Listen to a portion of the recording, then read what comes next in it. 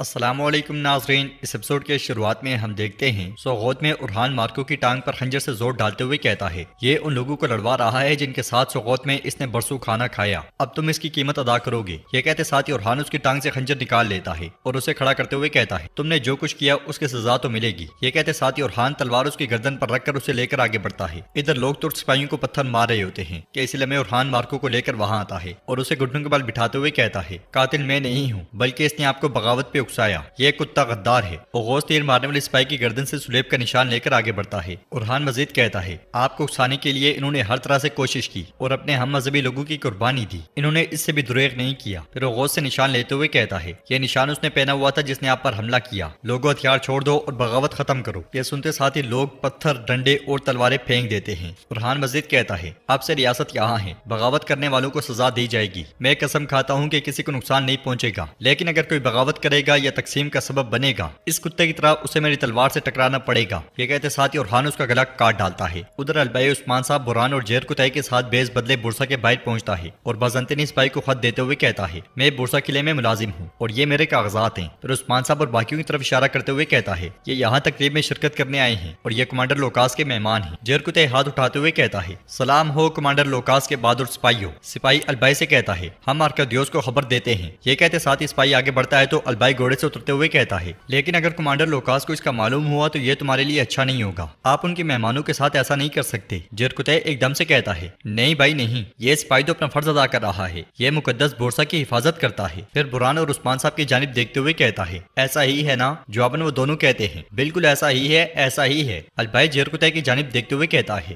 پیتروس commander Lucas کو اس کے بارے میں پتہ نہیں لگنا چاہیے، ہمیں معاف کر دیں۔ جرکتے کہتا ہے نہیں نہیں نہیں، اس کے برعکس میں کمانڈر لوکاس کو بتاؤں گا کہ ہم نے اپنے ساتھ لائی ہوئی خاص شراب کے ساتھ کیسے جشن منایا اور یہ کہ ہم نے اس کے سپاہیوں کو کیسے نذرانہ دیا۔ یہ کہتے ساتھ ہی وہ سونے کے سکوں کی ایک تھیلی بازنطینی سپاہی کی جانب پھینک دیتا ہے اور مزید کہتا ہے تم اس کے قابل ہو۔ سونا لیتے ساتھ ہی بازنطینی سپاہی انہیں اندر جانے کی اجازت دے دیتا ہے اور وہ گھوڑوں سے اترنے کے بعد اندر داخل ہو جاتے ہیں۔ عثمان صاحب سپاہیوں سے کہتے ہیں ہر جگہ پھیل جاؤ، کمروں اور سپاہیوں کی تعداد معلوم کرو، ہم آج رات ان پہ حملہ کریں گے۔ وہاں پہ جشن کا سما ہوتا ہے، وہ سب بھی ان میں گل مل جاتے ہیں اور عثمان صاحب لوگوں کے بیچ سے ہی ارکادیوس کو دیکھنے لگ جاتے ہیں اور پھر وہ سب آگے بڑھتے ہوئے اپنی کارروائی شروع کر دیتے ہیں۔ ادھر یعنی شہر تباہی کا منظر پیش کر رہا ہوتا ہے، ہر طرف آگ لگی ہوتی ہے، رومی لوگ ترک سپاہیوں پر حملے کر رہے ہوتے ہیں، سپاہی بھی انہیں روکنے کی کوشش کرتے ہیں کہ اس لیے میں علاؤدین سپاہیوں کے ساتھ یعنی شہر میں داخل ہوتا ہے اور یہ منظر دیکھ کر گھوڑے سے اترتے ساتھ ہی تیزی سے آگے بڑھتا ہے۔ پھر کہتا ہے کیا کر رہے ہو تم لوگ، ہوش میں آؤ، رک جاؤ رک جاؤ رک جاؤ، مگر بغاوت کرنے والے نہیں رکتے۔ یہ دیکھ کر علاؤدین سپاہیوں سے کہتا ہے ترکوں کو باہر نکالو جلدی، لوگوں تم سب بھائی ہو، کیا کر رہے ہو، رکو ایسا نہ کرو۔ اسی موقع کا فائدہ اٹھا کر لوکاس کے سپاہی برندے پر جاتے ہیں اور لوگوں پر آگ والے گولے برسانے شروع کر دیتے ہیں جس کی وجہ سے زوردار دھماکے ہوتے ہیں۔ علاؤدین سمیت باقی سب لوگ دور دور جا لگتے ہیں۔ لوکاس کے سپاہی وقفے وقفے سے گولے برساتے ہی چلے جاتے ہیں جس سے بہت جانی نقصان ہوتا ہے۔ بھائی سنگر علاؤدین کے ساتھ اٹھتے ہوئے کہتا ہے یہ بارود کون پھینک رہا ہے کہ اسی لمحے علاؤدین کی نظر لوکاس کے سپاہیوں پر پڑتی ہے جو اپنا کام کرنے کے بعد فرار ہو رہے ہوتے ہیں۔ علاؤدین چلاتے ہوئے کہتا ہے کمینے یہ لوکاس کے آدمی ہیں۔ یہ کہتے ساتھ ہی وہ آگ پر سے ہوتا ہوا ان کی جانب بڑھتا ہے، بھائی سنگر بھی اس کے پیچھے پیچھے ہوتا ہے۔ لوکاس کے آدمی بھاگتے ہوئے رکاوٹیں ان کے سامنے پھینکتے جاتے ہیں مگر اس کے باوجود علاؤدین نہیں رکتا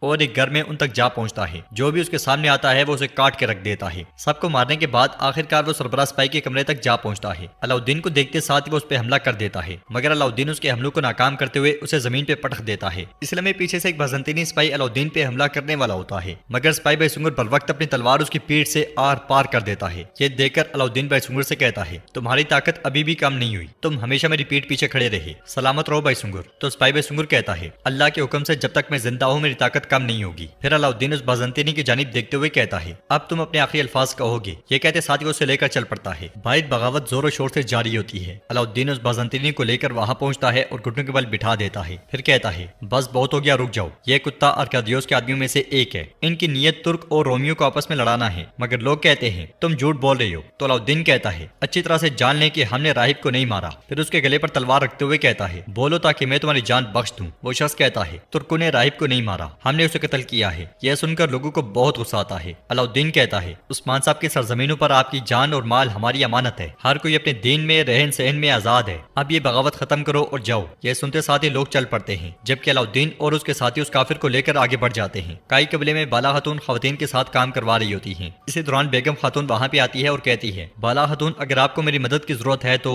اس پر بالا خاتون کہتی ہے شکریہ بیگم خاتون، اگر مجھے ضرورت ہوگی تو میں آپ کو بلا لوں گی، لیکن کاش کہ جن معاملات میں آپ کا کوئی سروکار نہیں ان میں جتنی دلچسپی لے رہی ہیں اتنی ہی دلچسپی قرادین قلعے میں لیتی تو قرادین قلعہ اب بھی آپ کے زیر انتظام ہوتا اور آپ پر ہمارا اعتماد برقرار ہوتا۔ مگر بیگم کہتی ہے مجھے نہیں لگتا کہ میں نے عثمان صاحب کا اعتماد کھو دیا ہے، میں نے قرادین کا خیال رکھا، وہ بذات خود اس کے شاہد ہیں، خصوصاً اس فریضے کے لیے جن خواتین کو میں نے وہاں بھیجا تھا ان کی وجہ سے انہوں نے میری تعریف کی۔ تو بالا خاتون کہتی ہیں وہ خواتین آپ کے قبیلے کی خواتین ہیں ہے نا؟ مجھے خبر دیے بغیر ان سب کو باجان کے ساتھ تربیت دیے بغیر تم نے انہیں کیسے فریضے پہ لگا دیا؟ بیگم کہتی ہے مجھے ان پہ پورا اعتماد ہے، ان کی تربیت مکمل ہو چکی ہے، اس میں کیا حرج ہے؟ جواباً بالا خاتون کہتی ہیں اب ہم ریاستی نظام کی طرف بڑھ رہے ہیں، اگر ہر کوئی تلوار اٹھا کر لڑنے چلا گیا تو کیا ہوگا؟ نظم و ضبط دو حصوں میں بٹ جائے گا اور اتحاد برباد ہو جائے گا۔ تم دوسری بار اپنے فریضے میں ناکام ہوئی ہو، تمہیں اب اچھے سے سمجھ جانا چاہیے۔ اب سب سے پہلے تم خواتین کو واپس بلاؤ گی، وہ تربیت حاصل کریں گی، اگر مجھے مناسب لگا تو میں انہیں فرض سونپوں گی، جان لو کہ میں تمہاری طرف سے اب ایک بھی غلطی برداشت نہیں کروں گی۔ یہ کہتے ساتھ ہی بالا خاتون چلی جاتی ہیں اور بیگم کو بہت غصہ آتا ہے۔ بورسا میں رات کے وقت بازنطینی سپاہی جشن منا رہے ہوتے ہیں، ارکادیوس بھی ان کے ساتھ نشے میں دودھ دکھائی دیتا ہے اور کہتا ہے ہم سلطنت کے حقیقی مالک ہیں، کھاؤ پیو جیت ہماری ہوگی۔ ادھر عثمان صاحب بران کے ساتھ آگے بڑھ رہے ہوتے ہیں۔ جیر کتے ایک کمرے سے نکلتے ہوئے کہتا ہے آ جائیں حضور آ جائیں۔ یہ سنتے ساتھ ہی عثمان صاحب بران کے ساتھ اس کمرے میں داخل ہو جاتے ہیں جہاں بھائی ایک بازنطینی سپاہی کی لاش کو ٹھکانے لگا رہا ہوتا ہے۔ جیر کتے عثمان صاحب کو چابیاں دکھاتے ہوئے کہتا ہے حضور یہ وہ ساری چابیاں ہیں جو ہمارے لیے تمام دروازے کھول دیں گی انشاءاللہ۔ پھر جیر کتے اور الپائی ڈرم کھول کر ان میں سے ہتھیار نکال لیتے ہیں اور عثمان صاحب کہتے ہیں اب چلو دیکھتے ہیں کہ اس ارکادیوس کے پاس زندہ رہنے کے لیے کتنی مزید سانسیں باقی بچی ہیں، یہ آج ختم ہو جائے گا۔ چلو اس کے ساتھ ہی وہ سب کمرے سے نکل جاتے ہیں۔ کائی قبیلے میں بالا خاتون اپنے گھر والوں کے ساتھ بیٹھی کھانا کھا رہی ہوتی ہیں اور کہتی ہیں ہماری تمام سرزمینوں سے بغاوت مکمل طور پر ختم ہو چکی ہے، اللہ کا شکر ہے کہ ہمیں اس پریشانی سے بھی نجات مل گئی۔ تو ارحان کہتا ہے ہم نے انہیں اللہ کے حکم سے روک دیا، رومی عوام کو بھڑکانے والے ان کتوں کو ہم نے ایک ایک کر کے مار ڈالا۔ جواباً علاؤدین کہتا ہے لیکن ترک اور رومی دونوں خاندانوں کو بہت نقصان پہنچا ہے، ہمیں اس کی فوراً مرمت کی ضرورت ہے۔ اس پر بالا خاتون کہتی ہیں سوغوت بازار کی توسیع تمام رہائشیوں کے لیے آمدنی کا ایک بڑا ذریعہ ہوگی، مجھے امید ہے کہ اس سے ہم اپنے شہریوں کے زخم بھر پائیں گے۔ گونجا ہولوفیرا کی جانب دیکھتے ہوئے کہتی ہے مگر بغاوت کو دوبارہ ہونے سے روکنے کے لیے سب کو ان کے کیے گئے اعمال کی سزا ضرور ملنی چاہیے۔ کیوں ماں؟ جو جگہیں انہوں نے تباہ کی اور جلایا انہیں ان تمام جگہوں کو ایک ایک کر کے اپنے ہاتھوں سے دوبارہ بنانا چاہیے تاکہ یہ ان کے لیے سبق ہو۔ یہ سن کر سب پریشان ہو جاتے ہیں اور ہولوفیرا کہتی ہے گونجا ٹھیک کہہ رہی ہے ماں، جس نے بھی نقصان پہنچایا حتیٰ کہ اس کا قصور کم ہی کیوں نہ ہو اسے سب ٹھیک کرنا چاہیے۔ گھروں کو تباہ کرنے والوں کو سبق سکھانے کے لیے اس کی سزا ضرور ملنی چاہیے ورنہ شہر کی مرمت نہیں ہو سکتی۔ یہ سن کر فاطمہ کہتی ہے واللہ میری دونوں بھابیاں سچ کہہ رہی ہیں، دونوں نے خوب سوچا، مجھے لگتا ہے کہ ہم مل کر اسے بہتر بنا لیں گے۔ تو بالا خاتون کہتی ہیں بالکل ٹھیک کہا، پہلے ہم اس خیمے میں ہمیشہ متحد ہو کر رہیں گے، ہم مل کر اپنے زخموں پر مرہم رکھیں گے، ہم اپنا درد اور اپنی خوشیاں بالکل اسی روٹی کے ٹکڑے کی طرح آپس میں بانٹیں گے تاکہ لوگ بھی آپس میں متحد ہو جائیں۔ ایسا ہی ہے نا بیٹیوں؟ اس پر گونجا اور ہولوفیرا ہاں میں سارے لاتی ہیں اور ناظرین ایپیسوڈ بھی اختتام پذیر ہوتی ہے۔ اگر آپ کو ویڈیو پسند آئی تو ویڈیو کو لائک کر دیں، چینل کو سبسکرائب